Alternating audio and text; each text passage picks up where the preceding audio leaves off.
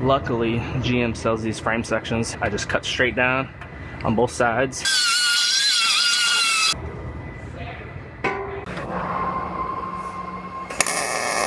I have a GMC Yukon here.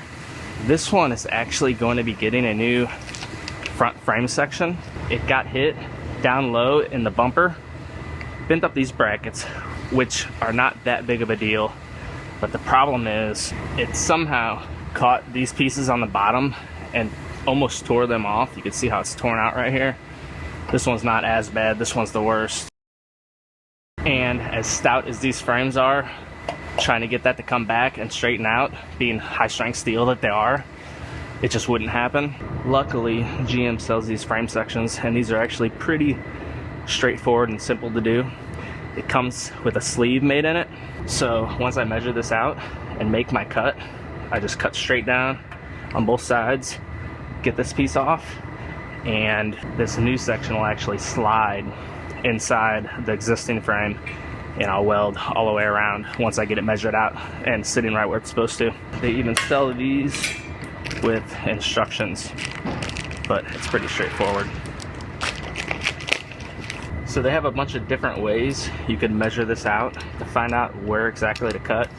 I already measured this side and I made a couple marks, so I'm gonna lay out my tape line to cut on, and I'm gonna cut it, leave a little extra just so I can trim it back just to be safe so I don't cut too far.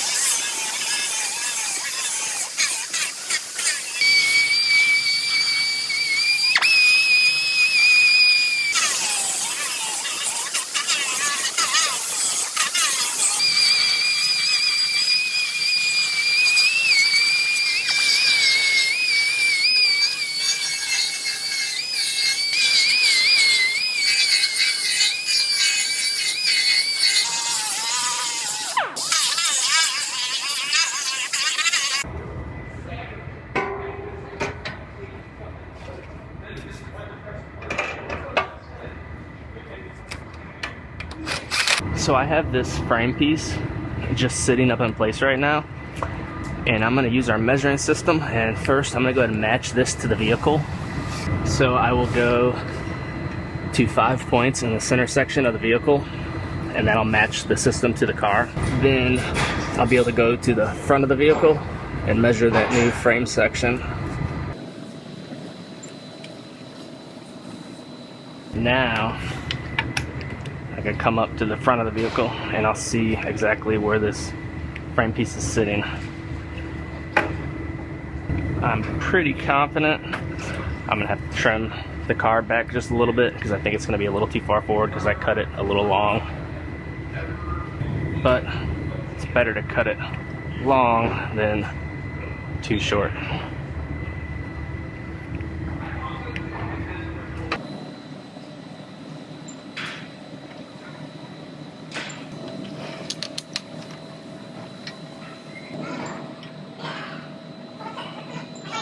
So it looks like, just like I expected, I'm gonna need to trim about 4 millimeters off of each of these. So I'm gonna lift this back off, and I'm gonna cover up our measuring ladder because I don't want to get any debris and mess up this track right here. And I'll go ahead and trim this back just a hair, about 4 millimeters.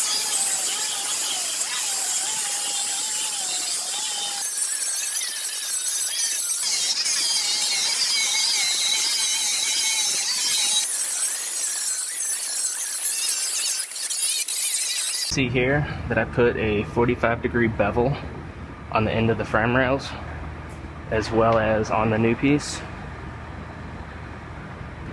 I'm going to change the way I have this set up just a little bit, then I'm going to set my new piece back up in there.